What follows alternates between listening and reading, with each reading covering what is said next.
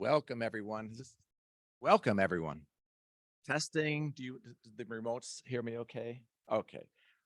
Welcome. I hope you had a good lunch. This is the best session after school and relax, and you're going to take a nap. I can just mess up and throw some things in there. You're saying that's. So my name is Don O'Hara. I'm a corporate faculty member, which means I'm not a professor here, but I've been teaching about 10 years. They bring in people from the real world, so-called real world. I've had 30 some years experience, application development from mainframes to client server when that was a thing to web. The takeaway is about every 2 or 3 years, I had to relearn everything. It used to be COBOL, and actually still is, for assembler. Then it was ASP, ASP.NET, JavaScript, HTML, CSS, whatever comes down the pike the next time. So today, I'm glad you're all here. This is a wonderful opportunity, and I'm so glad and grateful for HU, New Pats, all the sponsors, students, schools to come here and just say, hey, it's a pretty dangerous world out there, so let's see how we can be more secure. This is going to be kind of a strange talk. First off, looking at the question or the title, is it even possible to be secure online? Pop quiz. Is it like walking in the worst part of Manhattan at night at 3 a.m. and all your bling is hanging out, but it's just, is the internet safe? Basically, our first proposition. Who says it's safe? I could do whatever I want. Who says it's a dangerous place? Good. Great. Click. And it's not working. My pointer is not advancing the slides. Thank you. That was hacked already. You can do it by hand.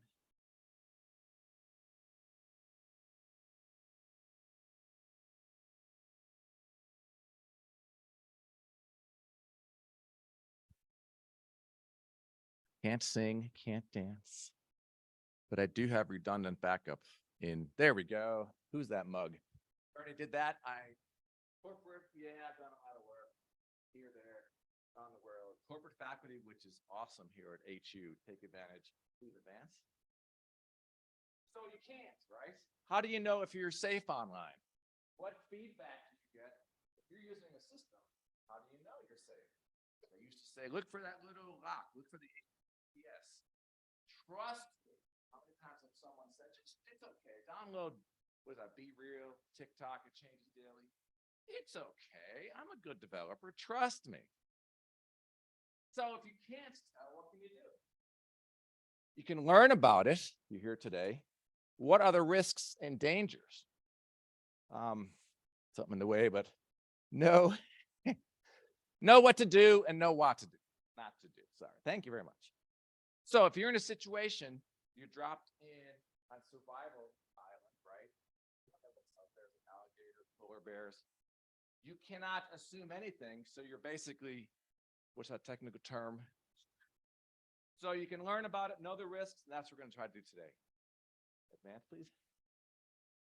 So a good comparison, and this goes back to the days of Aristotle and Plato, and if you ever take philosophy in college, I hope you do.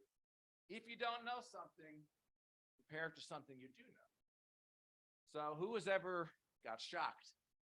Little bulb, yeah, I mean, it's there. We use electricity all the time. I can't see it.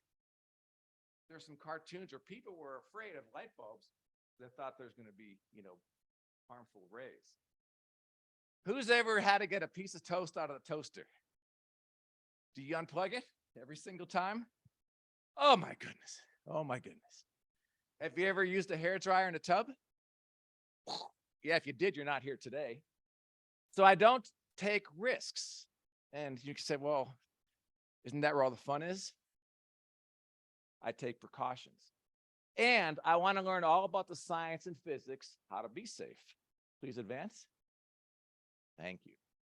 Stock photos, I'm not an artist. This person here wants that big fancy Mac, is going to draw pictures. But this is a typical picture of a hacker in a hoodie. Why a hoodie? I don't know. And they always show some JavaScript or some hacking screens. This looks pretty fake, but you get the idea. There is some unknown threat. There's an unknown threat. Look over there. Nobody looked. Good, you're prepared. The internet is wide open. True or false? True. Security and safety are add-on layers. True. They must be built in and used. Can anybody steal your information? Get a couple lines of code. They call them script kiddies because a 6-year-old could do it. The biggest thing is when you get statistics and odds, percentage from 0.0 to 1.0. Bad guys only got to win once. We have to win 100 all the time. Really, really, really scary. Thank you. Next slide. All right, this is as deep as we're going to get, but believe it or not, every program I worked on was in one or more of these places. So we think in terms of simple models. Did you ever hear 7 plus or minus 3? Very famous. Or psychologically, we can keep 7 things in our head. 3, maybe less. Phone numbers, 7 plus or minus 3. We only have to worry about 3. What are the clients? They work on this thing called the internet and as a server. Every single interaction is from some client, whether it's a website. I'm going to go to Amazon.com or your favorite mobile app. TikTok. I just use Park Mobile, park my car, anything. Now the server is just some back-end, really boring, but very expensive machine somewhere. Next slide. Your takeaway today is pretty much this is it. Here I am working at home. How I work. We have nice, fancy pictures. You look at this, and psychologically, it draws you in. If you see, TikTok or tweet or whatever, it wants you to feel warm and comfortable. And you're hanging around with your kid, your friends, whatever. I'm still just a cat. The hardware, we've seen all these Wi-Fi towers, fiber optics, and 8 bazillion miles of cat cable, network cable. Reality is, this is the internet. Whole bunch of data centers, lots of data centers, and all it is a little rack machine, some CPU, disks, and all sorts of high-speed LAN. Pretty boring stuff. We put on top of that what we think we like about it. Next slide. Too bad you can't get rid of that stuff at the bottom, but that's okay. Oh, yes, please. Thank you. So back to my electricity. Oh, sorry about that. Get exuberant. So if you compare it back to electricity, power plant somewhere gives us electricity, really high tension wires, dangerous. We have these transformers that have a habit of blowing up every now and then. Danger. Finally gets down to our house. I can plug things in. It's safe. I don't think about security. It's safe, so we use it all the time. Next slide. Those are the good ways of doing it. Maybe not so many overloaded. Next slide, please. We're having troubles advancing. Good. Same thing. This is pretty common in some parts of the world. Let's go tap in. Here's my fork in the toaster. That's the main takeaway for today. Nobody ever does this, do you? Especially with our devices. I love this, the smiling kid. Just let's put my finger into the socket because we know what happens. Electricity, we can use it. If we know the science, we know how to use it correctly. Thank you. But as you get more and more advanced, you have to learn some terms. I have to have some tools. I see symbols that say danger. What is a lumens? What is a wattage? What is AC, DC, amps, watts, volts? There's no free lunch. To do science correctly, you have to know the terms. Thank you. So we look for warnings to reduce the risk of fire, max 40 watts. And I have all sorts of checklists. Fire, don't overload the system. Over and over and over. Don't put that fork or knife into the toaster. Thank you. We have to use many machines, meters. Look at this guy. I don't know, electricity.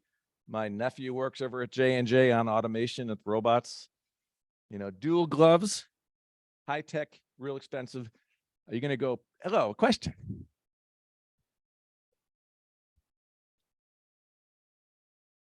Okay, if you could back up.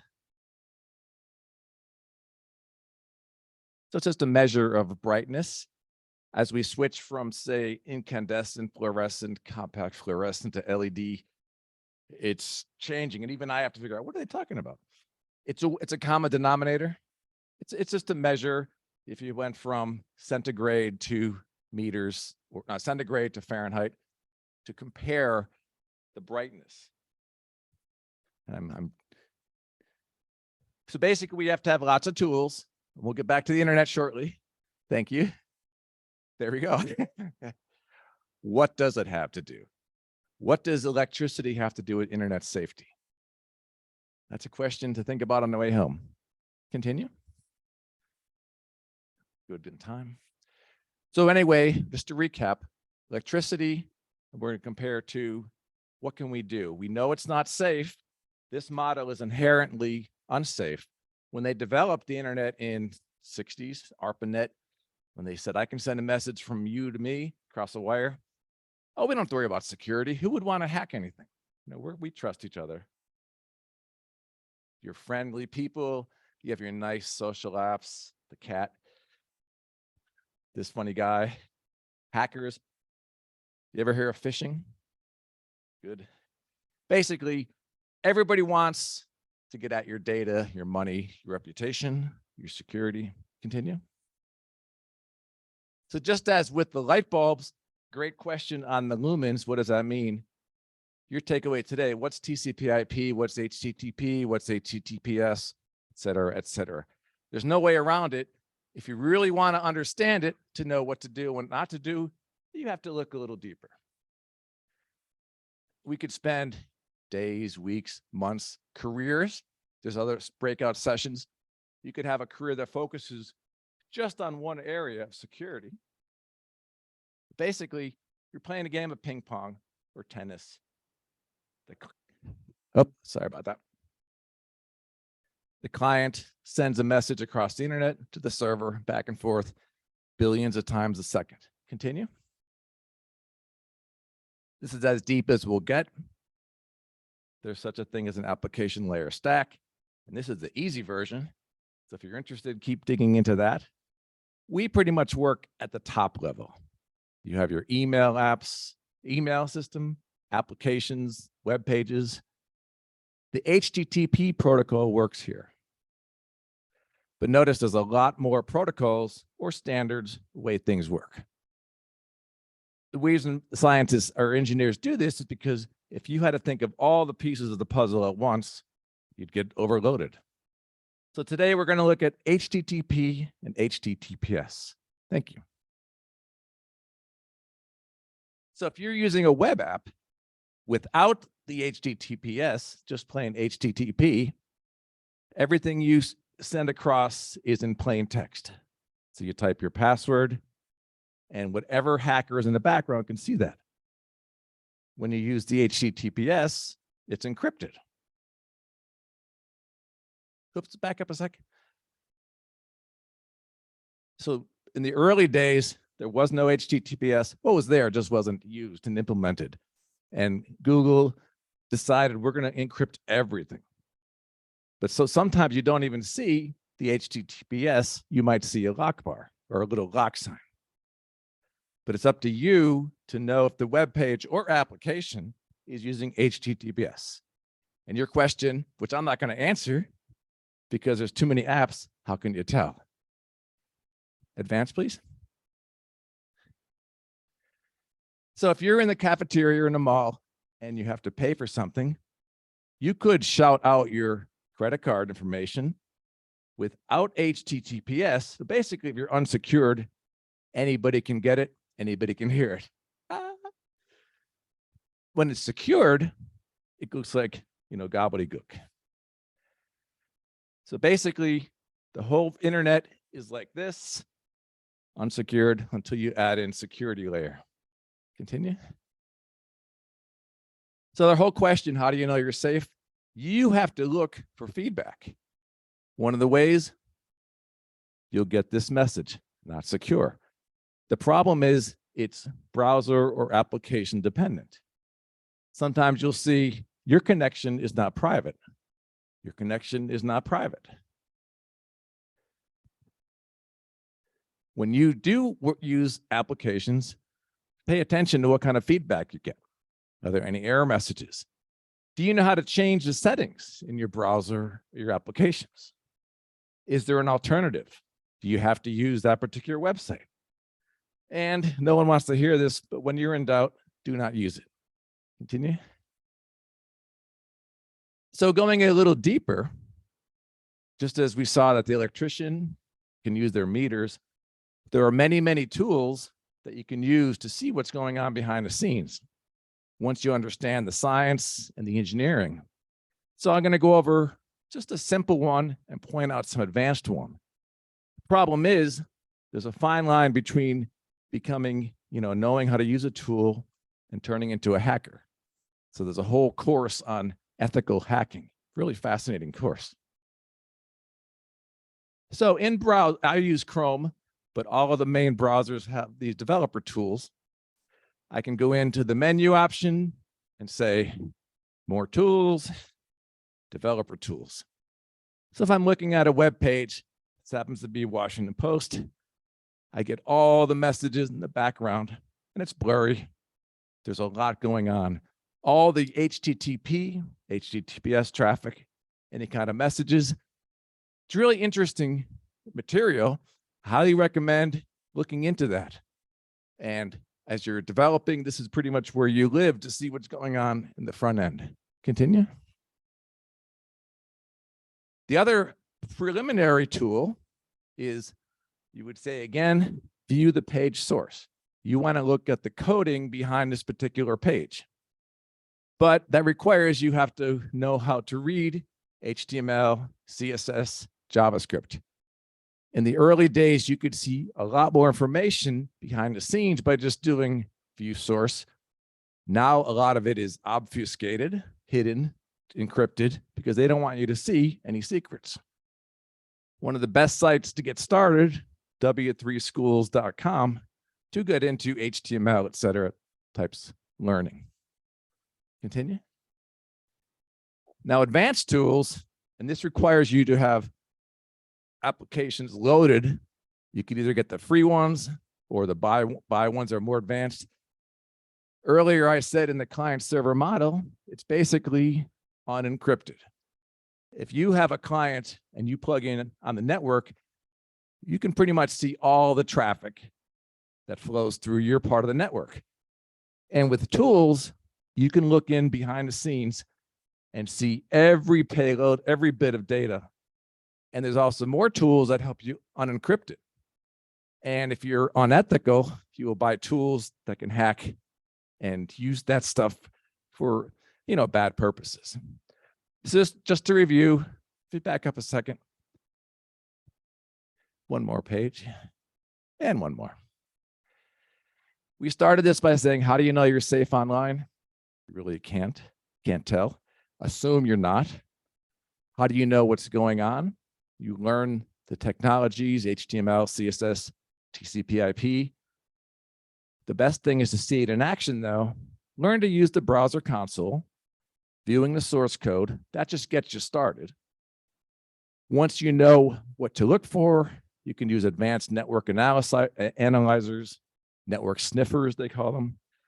And if you really want to have deep dive, you would set up DMZ, demilitarized zone. I can never say that. They call it a honeypot. You can set up a server on the network and attract all the bad guys. As long as you're done safely, you can see what they're doing. Again, pretty advanced stuff, but in a career in cybersecurity, you have to know what the bad guys are doing. That's all there is to it. And continue. All right, we had that, and go forward. So to wrap up, how do you stay secure in an unsecured environment? use secure sites and apps that use HTTPS. That's just one level. You want to encrypt your data going back and forth across the network. Learn to use tools such as the browser console and monitor and network and analyzers just to learn more what's going on behind the scenes. Never stop learning. How do the web pages work? How do apps work? How does TikTok work? How does Be Real work? How does all that stuff work? Become aware of insecure components. If you can guarantee that the bad guys are trying to figure it out, and they have, like I said, only one chance. If they get you once, they win. Probably the most important thing is talk to your friends, families, teachers. What are the dangers? Maybe this is a waste of half an hour after lunch. Maybe it's safe. Do you know anybody who's ever been hacked? What do they lose? Oh, they lost some money. Maybe they got cyber bullied. Maybe someone faked their appearance on the web. Maybe they started to chat some things that weren't real. Anything could go wrong. Maybe they hacked into a hospital where your parents were being operated on. So you can just make up your own situation. Continue. And at that, I think it's hard to time it, but we went about 20 minutes. So now I'd open up for questions. Again, don't stick that knife in the toaster. It's basically what it is. Any questions from the floor or from online?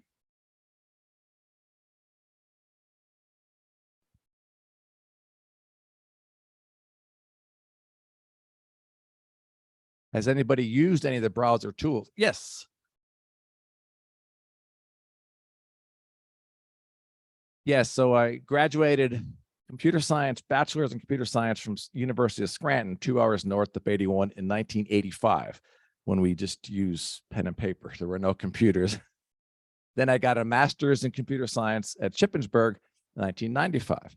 So I'm pretty old. It's been a while. Like I said, the core principles carry me forward, but I had to go back many times. We'd get an application. So I worked at Highmark, it was Blue Shield mainframe for about 10 years. If there was a new product, a new database system, we'd go to school. When it went time for the internet and client server and applications, I was lucky enough to be in a small startup that we pretty much, the engineers got together and said, we're going to use Python, we're going to use this, and we pretty much taught ourselves. And then after that, there was some formal, some informal. But as far as degrees, although you're never too late. So even though I'm 61, I was just talking to someone here at HU about going back for a PhD. You can never stop learning, especially with HU. Great question. And it's interesting because, why am I here talking about security today? It's underlies every part of application programming. Any other questions?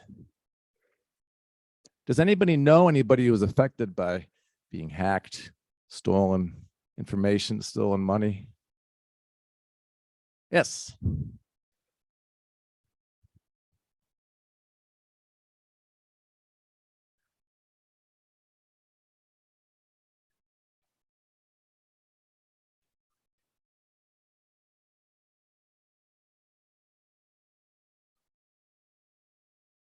Thank you. That's a very, it's horrible when that happens, but let's talk about that ransomware.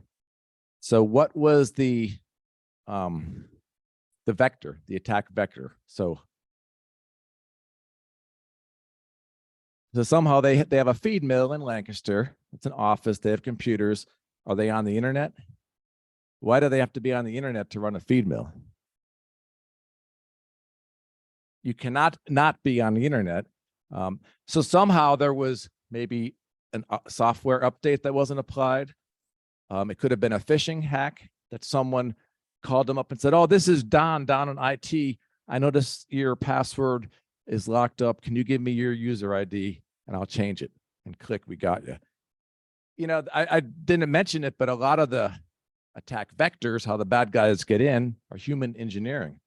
I can fake it. Hey, quick, social engineering, yes. Now, ransomware, basically they put a program on your servers and it says, pay me lots of money or I'm going to lose your data. And what did they do to fix it?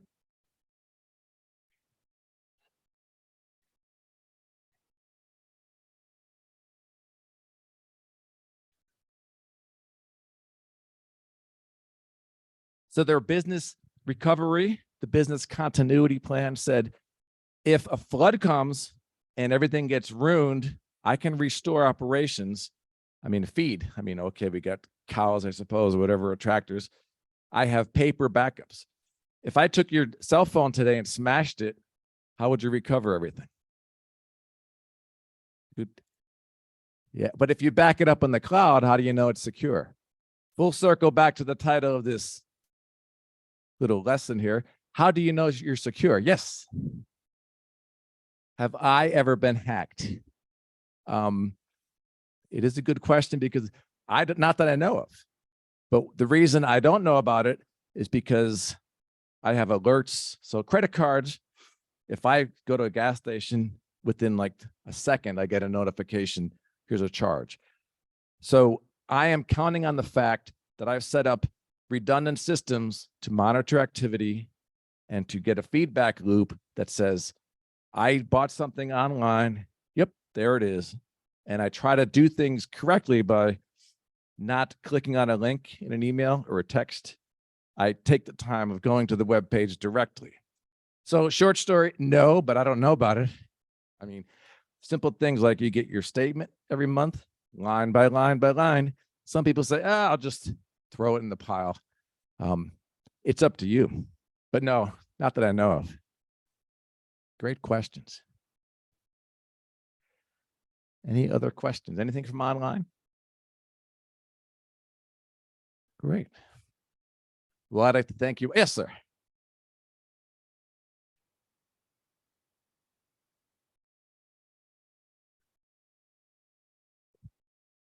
That is an absolutely great question because when I went to University of Scranton, I'm always pointing northeast.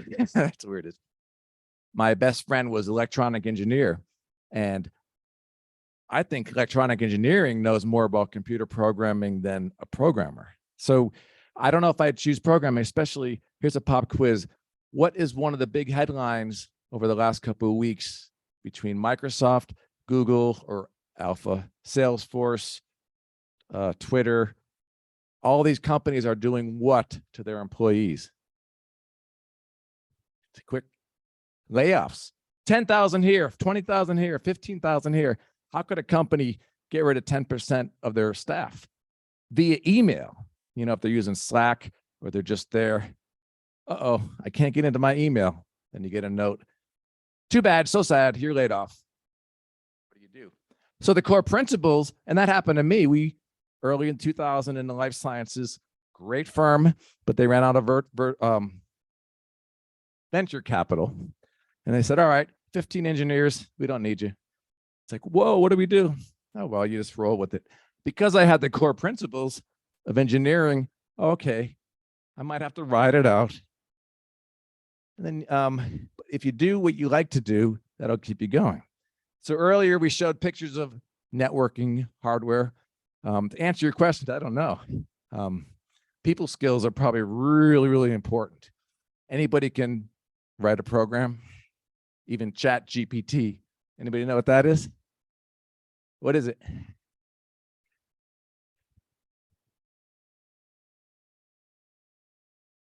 Is Chat GPT secure?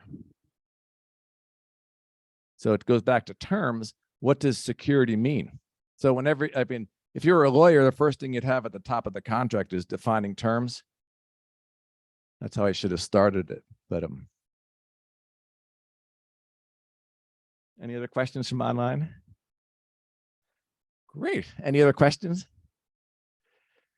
Well, thanks for helping me blunder through this. It's been a while since I taught in person. With COVID. It was all virtual online. So it's a good way to refresh. Thank you all very much. Great.